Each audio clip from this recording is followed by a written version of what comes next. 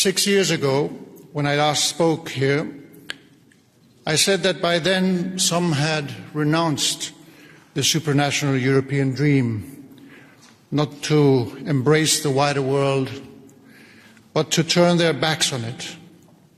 I also argued that this rejection did not stem from nostalgia for idealized past glories, but from fear of an uncertain present and future. With these reflections in mind, I now would like to turn to the voices that seek to exploit this uncertainty, to further question integration of the European Union, voices echoing across Europe that we should all challenge. We need to confront them. Dangerous and misguided voices that argue that Europeans will be freer, more independent and sovereign if they inhabit separate national political communities and work alone to address global challenges. Nothing could be further from the truth.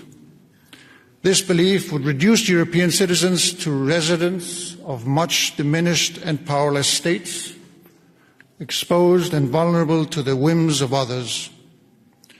Should this narrow vision prevail across Europe, we would witness the weakening of the European Union, the undoing of some of its most important tools, those that we built to procure prosperity for Europe's citizens, and a drastic reduction of its capacity to act on the global stage.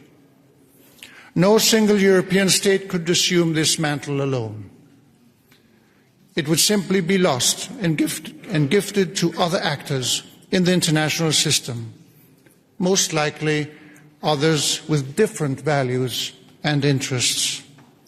Therefore, when one looks at the great challenges we face, it should be clear to all that the only way to address them is by working together, as President von der Leyen, in whose honor we gather today, has repeatedly stressed.